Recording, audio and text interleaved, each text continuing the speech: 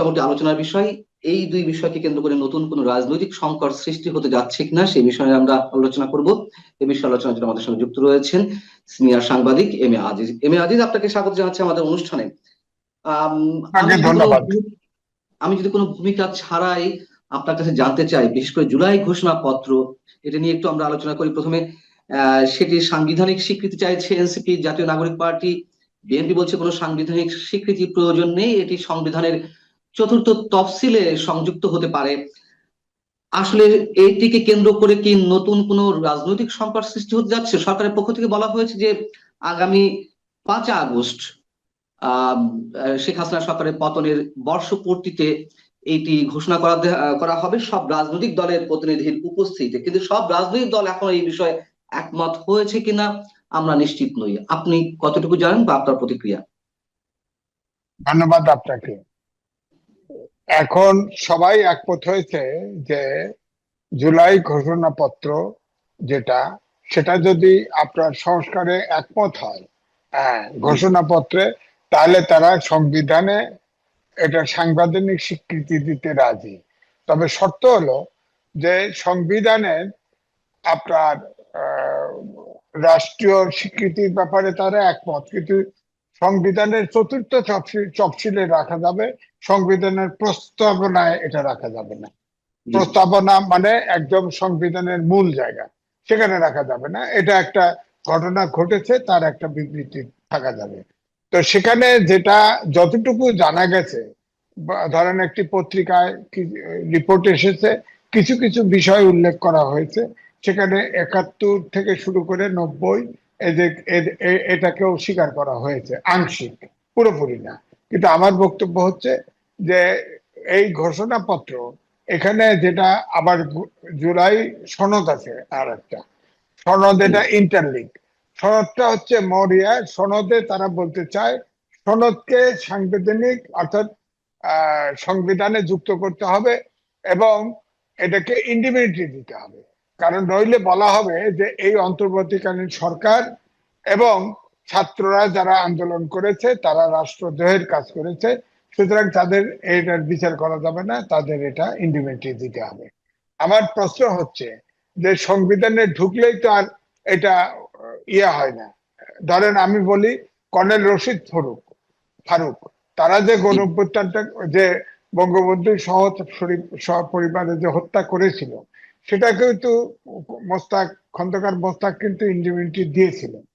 কিন্তু আওয়ামী লীগ যখন ক্ষমতায় আসে, তখন কিন্তু এগুলো সব সংশোধন করে আপনার তাদের বিচার করেছে এবং জুলাই স্বাধীনতা যুদ্ধাপরাধীদের বিচারও করেছে।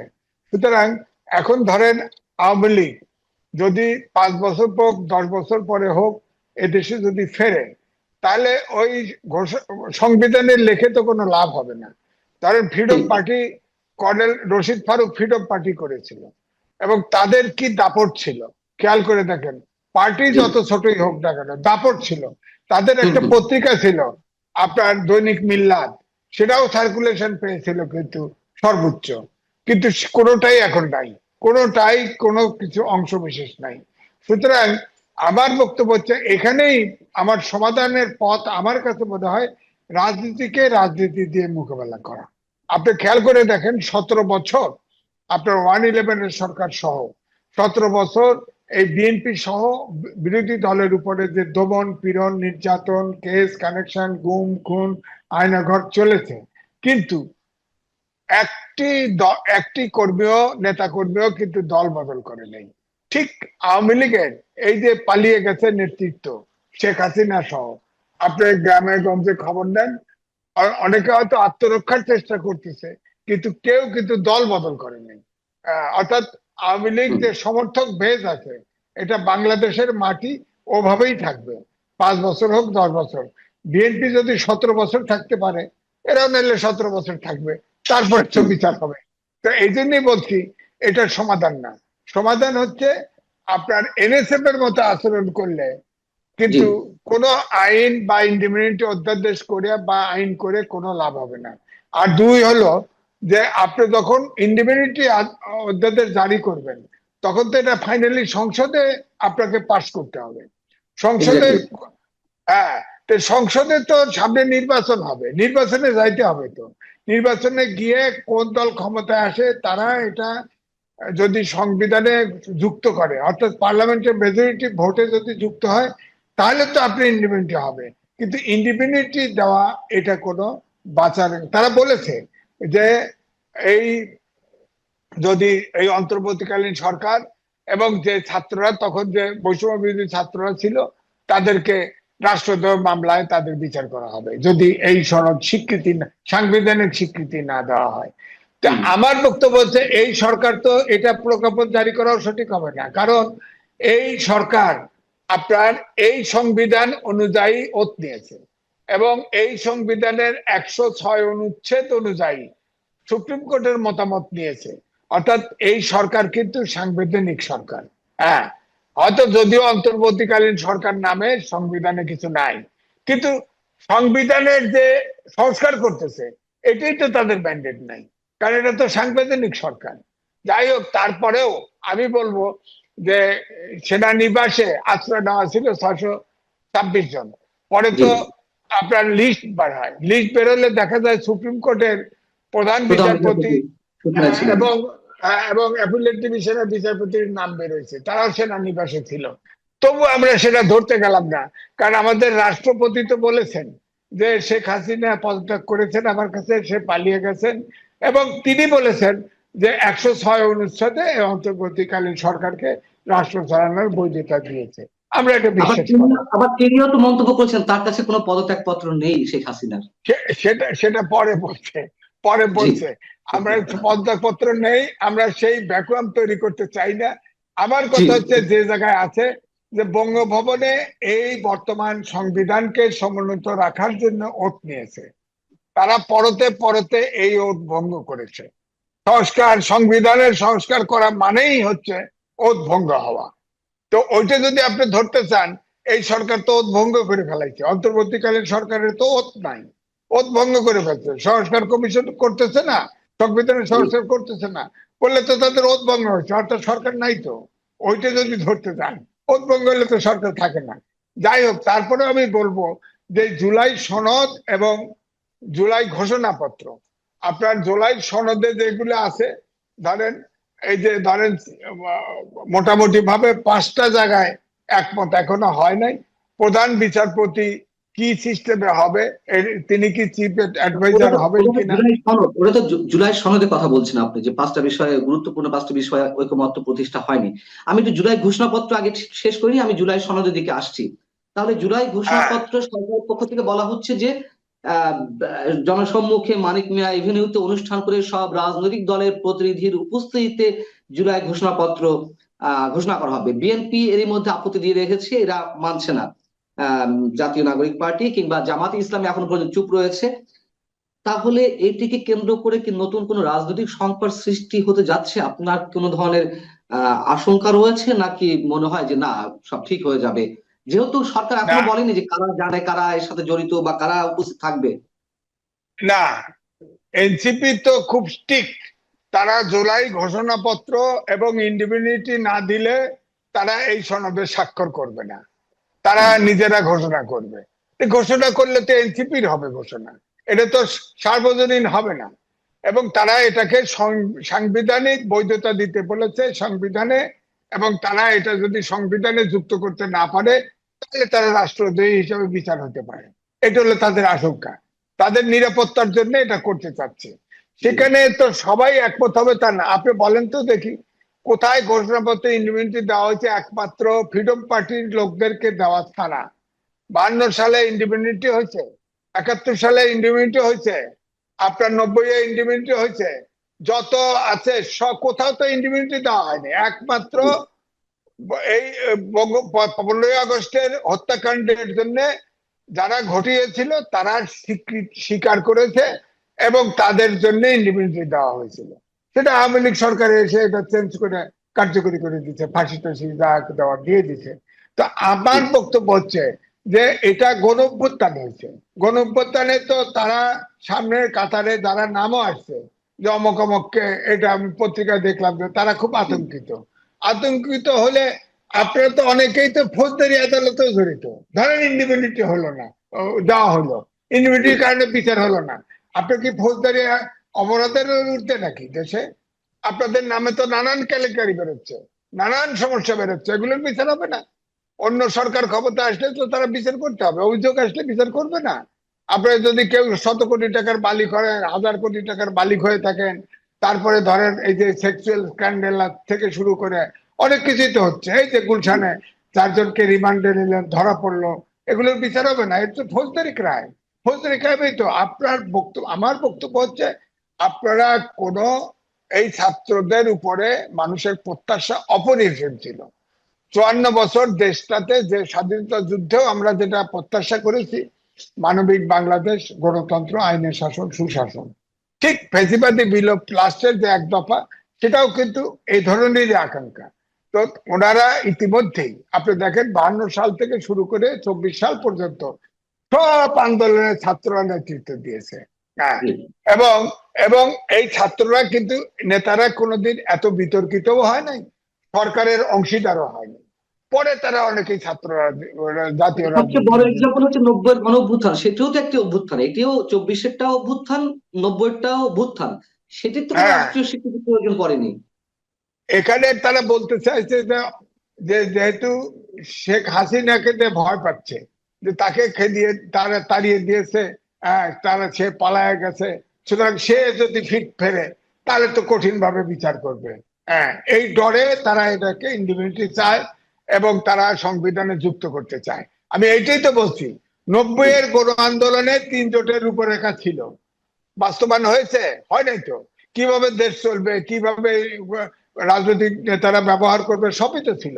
জামাতকে নেওয়া যাবে না, জাতীয় পার্টিকে নেওয়া যাবে না। এখন তো জাতীয় পার্টি আওয়ামী লীগের সাথেই ছিল, জামাত ইসলাম তো বিএনপির সাথেই ছিল। হ্যাঁ, তো সুতরাং এগুলো তো কেউ পরে ইয়ে হচ্ছে, সে আগে করে নেই, আমি পরে করবো কেন? এবারেও যে সংস্কার হচ্ছে, ফাইনালি তো এগুলো সংবিধানে যুক্ত হবে এবং সংসদ এটাকে অনুমোদন করবে। এখন ধরেন সংসদ আপনার সংবিধানে যুক্ত করলো, পাশ করলো, আগামী 5 বছর যে সংসদ পরে 5 বছর সংশোধন করবে না, এমন কি কথা আছে? রাজনীতি, দেশ, পৃথিবী চলমান, সংস্কারও চলমান। সুতরাং যখন যেটা প্রয়োজন সেটা তো করবে। সব কথা, শেষ কথা হচ্ছে সংস্কার যেগুলো হচ্ছে, এগুলো আপনার দেখেন, এই ঐক্যমত্য কমিশন যে তারা যে ফাইনালি যেগুলো এজেন্ডাভুক্ত করে, সেখানে অনেক কিছু ছিল না। জুলাই সনদ বা জুলাই ঘোষণাপত্র হবে এটা বলা ছিল, যেমন পিআর সিস্টেম ছিল না। এটা অদ্ভুত আকারে কয়েকটা দল ঐক্যমত কমিশনের বৈঠক থেকে গিয়ে মাঠে গিয়ে আনুপাতিক নির্বাচনে না দিলে আমরা নির্বাচনে যাব না, আলটিমেটাম দিয়ে দিল। তাহলে কি এরা ঐক্য চায়? এরা হচ্ছে সামনে নির্বাচন হবে, নির্বাচনে তাদের অবস্থান কতটুকু সংহত করা যায়। তাহলে আপনি বলেন, এই পিআর সিস্টেম যদি যতক্ষণ পর্যন্ত জাতীয় ইস্যুতে এবং গণতান্ত্রিক চর্চায় যদি রাজনীতিবিদরা অনুগত না হয়, তাহলে তো পিআর সিস্টেম হলে তো সরকার পতন ঘটবে, সরকার স্থিরতা থাকবে না, দেশটা তো বিপদগামী হবে। এটা নিয়ে তো জটিলতা রয়েছে, আরো বেশ কয়েকটি বিষয়ে এখনো মতানৈক্যতা রয়ে গেছে। আপনি যে 5টি বিষয়ের কথা উল্লেখ করছেন, কিন্তু মূল যে সংকট এখানে এসে দাঁড়িয়েছে সেই সাংবিধানিক প্রশ্নে, মানে এটি আইনগত ভিত্তি চাচ্ছে। যেই সংস্কারগুলোতে ঐকমত্যে পৌঁছানো হচ্ছে, জামায়াতে ইসলাম এবং এনসিপি আইনগত ভিত্তি চাচ্ছে, যে আইন দ্বারা এটি সীমাবদ্ধ করা হবে, যাতে যেই আসুক করতে বাধ্য। বিএনপি বলছে এটা তো যে সরকার আসবে তার উপর নির্ভর করবে এবং আমরা করব, তারা মৌখিক প্রতিশ্রুতি দিচ্ছে। তার মানে কি এখানেও আমরা কোনো সমাধান খুব সহজে না, পাচ্ছি না? না, না, বিএনপি রাখতে চাইছে, কিন্তু চতুর্থ ইয়েতে, চতুর্থ আপনার পর্যায়ে রাখতে চাইছে, সংবিধানের মুখপাত্র রাখবে না, ঘোষণাপত্রে। ওটা তো সব ঘোষণাপত্র, আমি জাতীয় সনদের কথা বলছি, জুলাই সনদের কথা বলছি, জুলাই যেসব সনদ, জায়গায় সমস্যা করা হবে।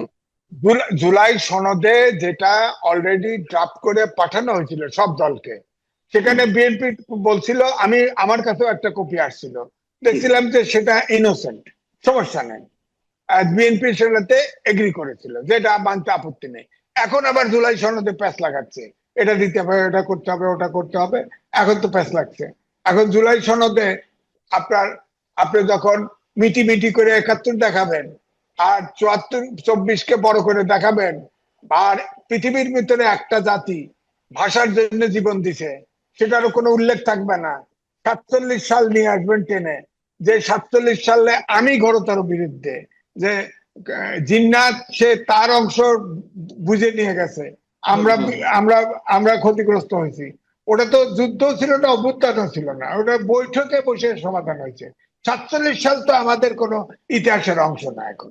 এই যে আমরা দ্বিজাতি তত্ত্বের ভিত্তিতে পাকিস্তান এবং ভারত তৈরি হয়েছিল, এটা তো আমাদের ইতিহাসের খুব একটা অংশ না। আমাদের ইতিহাসের মূল অংশ হলো 52 সাল থেকে। 52 সাল থেকে সবটাকে যেভাবে গুরুত্ব ধরেন, স্বাধীনতা যুদ্ধ যদি বলেন, এটার সাথে আর বাংলাদেশে এ পর্যন্ত কোনো অভ্যুত্থান, কোনো আন্দোলন, কোনো যুদ্ধ এই পর্যায়ে আছে বলেন আপনি? এই জন্য আমি বলছি যে জুলাই সনদ করুক, কিন্তু সবটাকে কিন্তু প্রকৃতভাবে মর্যাদায় দিতে হবে। তাতে যদি বিএনপি যদি স্বীকারও করে 71-এর মুক্তিযুদ্ধকে যদি ছোট করে দেখানো হয়, আমরা অন্তত মানব না, কোনো অবস্থাতে কেউ মানব না। কারণ এই যে 30টা দল বসে, মনে হয় যেন জাতির মালিক তারা। আরে দেশের জাতির মালিক হলো জনগণ, দেশের মালিক জনগণ, এটা রাজনৈতিক দলের মাথায় রাখতে হবে। যেটা জনগণ চায় না, জনগণ যেটা চায় না সেটা তাদের করা উচিত হবে না, তাহলে এটা গিলোটিন হবে। কিন্তু এটা একবার না একবার এটার কিন্তু প্রতিবাদের ঝড় উঠবেই। হ্যাঁ, সুতরাং আমি মনে করি হ্যাঁ সনদ হবে, সব ইস্যুকে সমাধান রেকর্ডে আনতে হবে, এবং যেটা যে গুরুত্ব পাওয়া যায়। আমি মনে করি, পরিষ্কার ভাবে মনে করি, 52 সাল। তাহলে আমি যদি কনক্লুশনে একটা জিনিস আপনার কাছ থেকে যদি পেতে চাই, মানে আপনার মন্তব্য, তাহলে সংকট রয়ে যাচ্ছে বিশেষ করে 5 আগস্ট ঘোষণাপত্র উপস্থাপনকে কেন্দ্র করে, এবং জাতীয় সনদের যে আইনগত ভিত্তি থাকা না থাকা যে দাবি করা হচ্ছে, মানে দুটোই কি আনসার্টেন, যে কোথায় যাচ্ছে আমরা জানি না। এই এই পর্যন্ত আনসার্টেন, এই পর্যন্ত। তবে যেটা জনশ্রুতি আছে, 5 তারিখে, 5ই আগস্টে যেহেতু পরিবর্তন হয়েছিল, প্রধান উপদেষ্টা 5 তারিখে একটা ভাষণ দিতে পারে। সেখানে যদি নির্বাচনের রোড ম্যাপ দেয়, হয়তো অনেক কিছু ছাড় দিবে। কিন্তু আমার মনে হয় ইলেকশনটা তখন যে ডেট দিবে, হয়তো ফেব্রুয়ারিতে ইলেকশন হলেও হতে পারে, এটা 5 তারিখে বোঝা যাবে। আবার এও হতে পারে, যেহেতু ডক্টর মোহাম্মদ ইউনূস একমাত্র সরকার প্রধান, যে কথা বলে না, কথা পরিষ্কার করে না, যা বলে তবে কিন্তু দিয়ে বলে। সুতরাং 5 তারিখে যদি তবে কিন্তু দিয়ে বলে, তাহলে এই সংকট দূরীভূত হবে না, এবং বিএনপিও দূরীভূত মাঠে হবে না নামবে। কিন্তু, দূরীভূত হলো না কিন্তু সংকট কতটা গভীরে নিমজ্জিত হবে, কি মনে হয়? খুব জটিল, খুবই জটিল হবে।